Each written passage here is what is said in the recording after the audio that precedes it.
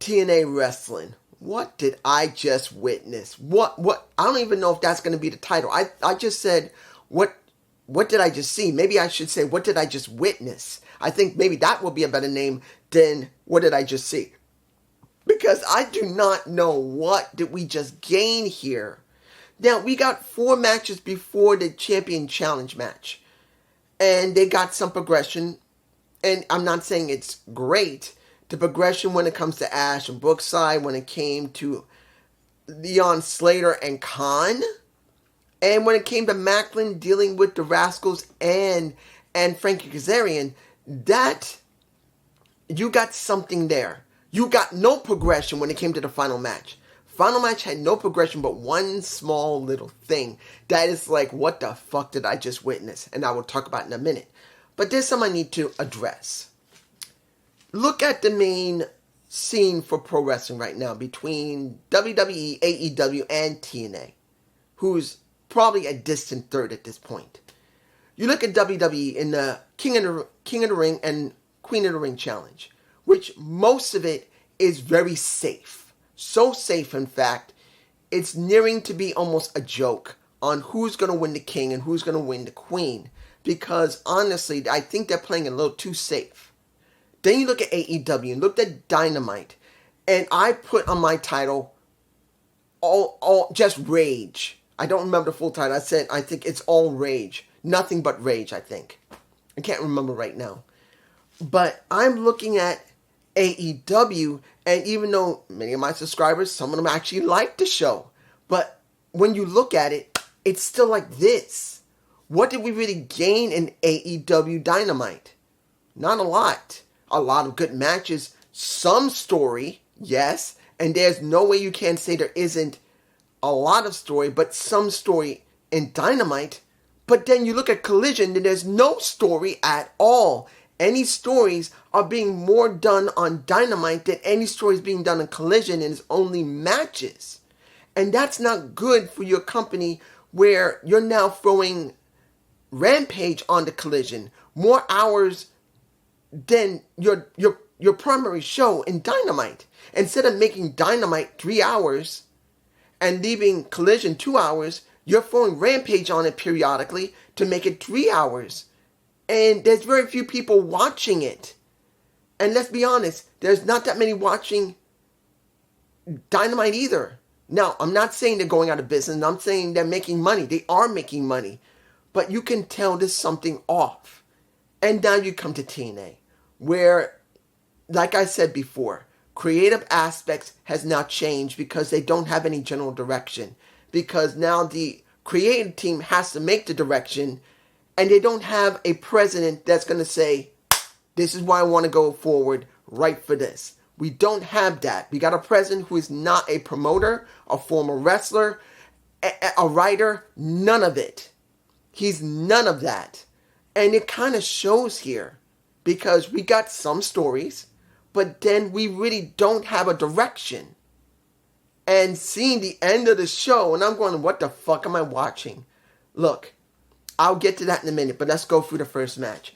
Ash of Elegance versus Xia Brookside. This is about the brass knucks with jewelry on it.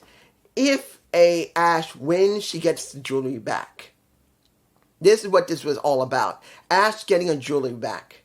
Now, let me make it clear again to anyone who's watching, because no one talks about this, but I'm going to, because I know if, let's say if just Alex watched TNA or JD watched TNA, of course, Jesse of basically Off the Script, he does Off the Script with JD, he'll watch this and he's going to give his feelings about Ash. I have not checked his show in a while because of what's been going on with so many, doing so many shows myself.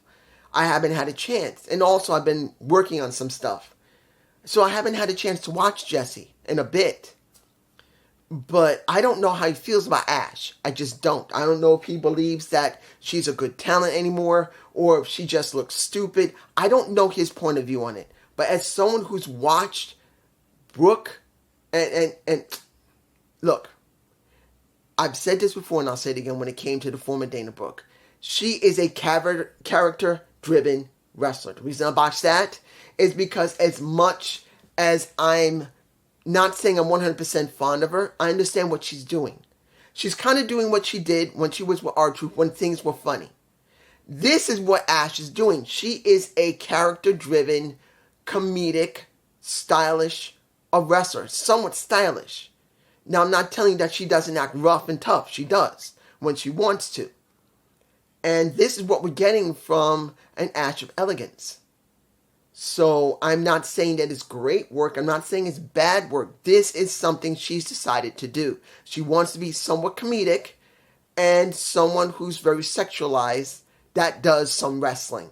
Look, let's make it clear. If she really wanted to care more about wrestling, the only thing she has to do, and I believe I got a shot of her boobies, it's in my face. She needs to change her ring attire to hold down those big ass titties of hers so she doesn't have to keep readjusting herself every couple of minutes when Zaya or herself is doing some heavy any type of wrestling moves that requires that she's got to hit the mat or hit the floor, which she did when pretty much Zaya kicked her in the back and made her fall to the floor. I'm telling you right now, if she cared more about wrestling, doing grapple wrestling, she would change her top. She would wear something that's a lot more restrictive, and she'll be able to do the moves more effectively. She's not doing that. She's doing what she wants to do. She wants to be more of a stylized type of wrestler who has a lot of sexualized assets. I mean, look, you don't like a blonde, fine. You don't like a blonde woman, fine. You don't like big tits, fine. You don't like a woman who doesn't have a kind of a somewhat not bad caboose back here. A little bit of cake. That is on you. But there's a lot of people that like that type of body. And that's what we get from Ash of Elegance. She won a match with a little bit of help of the Iceman, her concierge. But I'm going to keep calling him Iceman. I like him when he was Iceman when he was doing Twitch, when it was Melissa Santos wasn't there. He did it for her. I like him. I'm going to keep calling him Iceman, even though he is the concierge. But once I saw that she started demanding that Zaya give her her jewelry, I'm going like, will that girl hit her in the face? Will she actually do it? And she's got it in her hands, and they're messing with her. They're playing with her. She puts it on. Bloop. Flat on her back. I believe I got a shot of it. It's in my face. Hell, if I can, I'll zoom in on the boobs of a Ash of Elegance, just to make it interesting. This is what we got. We got this type of feud between Ash and Zaya Brookside. Sooner or later, something's going to be a little more rough. Look, I do believe sooner or later we're going to get either a Full Metal Mayhem match or possibly a Monsters Ball match between the two. I do believe that she's going to eventually go there, and that is Ash of Elegance. I'm not telling you that it's going to be great, but I'm telling you that the way that Ash talked on Busted Open Radio, she made it very clear. I want to look beautiful, sexy, and elegant, but I want to be more rough, more hardcore. I do believe she may be going in that direction. Moving on. Second match. Let's make this clear. We got two X Division guys going against each other. Leon Slater versus Alan Angels. Was not a bad match. And I got to tell you that the camera work was good. You could actually watch what was going on in the ring. There was very little of this. Very little of seeing people's asses. It was, let's focus on making sure that we can see the product in the ring. So for the last couple of episodes of TNA Impact, that's what we've been getting. And that's the reason why I don't bring it up much. But I need to bring it here because just in case you wondered if I didn't include it because I forgot, that's what's going on. It was a fine match, but then we get Khan coming out. And Khan snapping the neck of an Angels because he got pissed off with what happened with Soundcheck last week with Statlander and himself. And then Leon decides, you know what? No. I don't like Alan Angels, but that ain't right. And then he fights him. And now we may have a feud between Alan Angels and Khan. Now, here's the problem with me personally. If Khan had beaten PCO in the last couple of matches they've gone up against, I would say this would be really interesting. But they have not pulled the trigger on Khan winning a decisive victory against PCO. So I just don't buy it. It's not because I hate Khan. It's because the creative aspects of TNA decided the brass in the back, they chose not to let him have at least one win against PCO. Like, PCO gets a win, then Khan gets a win, and then they both can't get a win because neither one of them could beat the other. That could keep their feud going for quite a while, and people want to see how far Khan could go with PCO. But PCO's won multiple times over Khan. So I don't believe Khan could actually be as menacing as he is if he just can't be PCO. I'm just saying. That's the deal. Let's move on. Third match. Macklin versus Frankie Kazarian, the king of TNA. And he wanted Chu to make it very clear. What was her name? I forgot her name. I always forget Josh Alexander's wife's first name. But you can tell me below. But I always tend to forget her name. She's not a bad ring announcer. I want to make it clear. I'm not against her ring announcing. She's done a really good job. And I like her ring announcing. It's just I have a tendency to forget her because she's doing exactly what she's supposed to do. She fades into the background. And that's what a great ring announcer is supposed to do. They're supposed to announce everything, make sure it sounds really good, and then just fade into the back, which is great. That's how it is. And this match was good until Trey and Wentz basically do the distraction and do the spray in the face, and Macklin gets screwed over, and there's a possibility that Kaz will now work with the Rascals, or at least thank them. I don't know if they will work together constantly, but at least he'll either thank them or at least maybe do one match with them. I don't know, maybe. Final match. Let's make this clear. I'm getting this match over with because I want to talk about the stuff that was a vid packs that were quite interesting. The Champion Challenge. All the I didn't get this match. It was just one big smoz of 16 people where women and men were going against each other. I'm not saying it was a bad match, but it made no sense to me personally. Because, yes, it was something Albany enjoyed. It was. I'm not saying it wasn't. But there was no titles that could be set up for this. Remember, there was a championship type of style thing that was done in Impact where there was several matches that people had to go through. No, it wasn't. That was in NWA. I'm sorry. That was in NWA. And I kind of wish that TNA kind of ripped off NWA and done it here. The Champion Challenge should be several challengers that normally wouldn't go after a title, and go through several challenges to get a shot at getting that title. Like when you saw in NWA, when they were doing the champion type of challenge, something there, you actually saw them in teams trying to beat another group so they could get the opportunity to go after the title they wanted. But only thing we got is a 16-person tag, which was the first one in history with every champion there. And to me, it just didn't feel like it was worth it because Jordan Grace, what's her next challenger? Moose, who's the next challenger other than Matt Hardy? Basically, when it comes to the system for both tag champions, Dorado Kid. Who's the next person for Dorado Kid? And we do know that Ali is going to find out is Trent Seven and Speedball Mike Bailey next week who his next challenger is, but everyone else is up in the air. And this is where a problem we get with the small roster of TNA. Because since they don't bring in many people to job for the company, and I didn't say this in the match between Alan Angels and Leon, sorry, I got my allergies messing up. Leon Slater, which actually I was quite happy to see Leon at this point, since they have so few people that are new on the roster.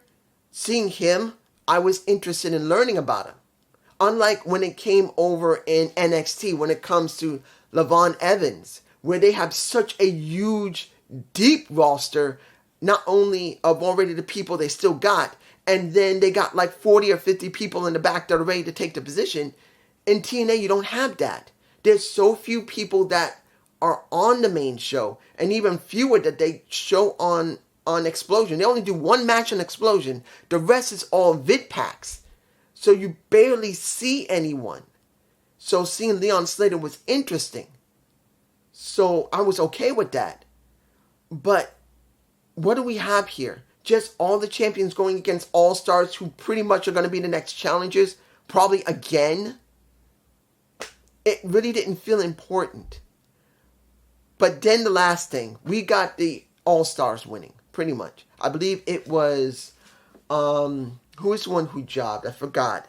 I know that it was Brian Myers who pinned, who was the one he pinned? I can't remember who he pinned. He pinned somebody on the other side. I think it was Joe Henry. No. I think it was Brian Myers on Joe Henry. Joe Henry pinned Brian Myers. But we get PCO coming out. And what do we get with PCO? He comes out, gets into, well, he does his stick with the doctors, 4 of them, shocking him with, on his nipples, the jumpers, shocking him on his nipples. He gets up. He walks to the ring with a bag. He tells everyone to get the hell out of the way, and he goes stack the lander, who, I'm going to show a shot of her. There goes those titties. She's a tall-ass woman. I'm like, here. I'm here, she's here. But those are some nice titties. But she's there. He's throwing things out of a bag, and he brings out, I think, a black rose or blue or something. I forgot what it is. I think it was black. And he hands it to her, and she's going like, what? Really? You're going there between Stack the Lander and PCO. I'll show it to you again in my face. This is what we got. This shows you what we got when it comes to creative in TNA. Swerving around a little bit. No direction for everyone completely. Now, vid pack. The first vid pack, let me give it to you like this. When it came to Rosemary and her vid pack, I actually liked it. She talked about Havoc being gone, the bunny not being there, Valkyrie not being there, and now she has to let everything go. She said simply that all the people that she always put around her was to try and make her more human. Now they're all gone. She doesn't want to be human anymore. And she's willing to do whatever it takes to get whatever she wants. With a knife in her hand. With a knife, licking it. I don't believe I have that shot. If I did, I'll put it there. But you got my point. She doesn't care anymore. She's going to be what she's going to be now. Possibly the demon assassin that we should have gotten, that we haven't gotten in quite a long time. I'll say I wasn't bad. Seeing the multiple facets of Rosemary was pretty good. Next, Kushida. When, let me give it to you like this. The director of authority came to him and said, are you all right? He says, yeah, I'm all right now. I was sick. I'm still kind of sick, but I'm okay. You wonder how far they're going to go with Jonathan Gresham and the octopus. Because during the match of, how can I say this? Because I have the shot of it. It's in my face. Of the ref starting to spit up black ink. Because he was in the match with Jonathan Gresham and Kushida. Now he's spitting up black ink. And you're wondering where they're going with this. Is the infection of Jonathan Gresham spreading? You wonder if that's an infection of the octopus. Or it's his evil side infecting everybody else. How far they're going to go with that, I don't know. But it is interesting to see. I'm interested in seeing where they're going to go with it. But they better make it good. Because if it's crappy and Jonathan Gresham doesn't get over, what the hell was the point of bringing him back? Next. Here was something interesting that one subscriber said. I don't know if I agreed with him. I think I did. I don't remember. He talked about Cody Deaner and Jake something.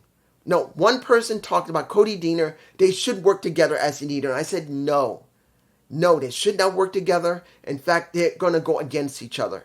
I do not believe they're going to stay together. I didn't say that Cody was going to get nailed by Jake something. One of the other subscribers did. So I'm giving that person the props they deserve. You know who you are. You made the comment.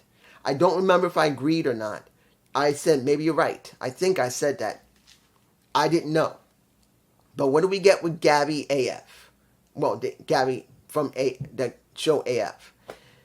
She interviews Jake something who gets offended. Cody comes out after Jake something talks about how he's been treated like he was nothing and he made something into something and no one believed in him. But Cody said, these people out here, they believe in you. And I believe in you. And then Jake said, really? You think I forgot what you did? You think I forgot what happened? And Cody told him that he'll always be a Diener, but he said, do you actually think I'm going to accept what you did? And Cody said, I know I didn't say it before, but I'm sorry. I was in a dark place. I'm worried that you're going to that dark place. And Cody said it. And pretty much Jake something cleaned his clock. And now I'm sure people would say, well, Jake something's a heel. No. I can't say he's a heel yet. He doesn't have to be a heel yet to be against Cody Diener. Let's make this clear, guys. If you really want a real arc for Cody Diener, the person that he's got to convince the most will be Jake something. Because if you're going to be honest about this, Cody turned on Jake and made Jake become Jake something. Because due to the fact that he left him, and then Violence by Design did that to him, saying that you're nothing, and they started going with the story Jake something off of that, you got to see that the only way they would come full circle with Cody Diener, not saying that the Dieners will come back together. I'm still not wanting the Dieners together. I don't want Cody Diener to be with Jake something. But I wouldn't mind Cody Diener being accepted by Jake and saying, okay, after fighting with him, he says, all right, I believe you now. I believe you. But Jake stays as Jake. Jake, not cousin Jake. No. He has to stay as Jake something because that has gotten over more than he did when he was cousin Jake. Because that will be stupid. That will be a regression. So that's what I feel. The final two things will be Giselle Shaw with Gail Kim and Santana. Let me give it to you like this. It has been a while since we've seen a Giselle Shaw. Now, I'm not telling you that this wasn't in coinciding with what happened with her boyfriend. Let's make this clear. She and Scott D'Amore are dating. Whether you like that kind of thing or not, they're dating. Flat out, they were dating. If you looked at her diary, he was with her. He's having a relationship with her. He loves her. Whether you like it or not, that's their decision to be together like that. You do not have to like it. You don't have to like it. You can like it. Personally, I don't care. I've known people gay and lesbian. I don't care. It doesn't matter. I even met and knew a transgender. But it's not the point if I like it or not. That's the life they live. That's where they are. But this could coincide with what happened to him being fired the way he was, trying to get TNA from Anthem and the current CEO of Anthem. So you wonder where they're going to go with her now that her boyfriend is gone. This is going to be a big question mark on how they're going to produce the storyline for her. Because they said, and they showed a lovely scene, and probably was in Canada, a lovely scene of some scenery, and pretty much Gail was there with her saying, you know what, your time here, what are you doing here? I know you wanted to come here and try to straighten yourself out because of a loss with Jordan Grace. That's the last match she had, and that was before Scott disappeared and was gone. And saying this, she says to Giselle Shaw, you need some help. I'm here to help you. And she said to Gail, you told me not to depend on anyone and do it myself. And Gail said, yes, you do. When you're really doing well. But sometimes people need a little help. And I'm here for you. So she took her hand. And now we're going to see what's going to happen between Gail Kim, Giselle Shaw, and how she's going to be brought back into TNA. Because this is a very big situation we got here.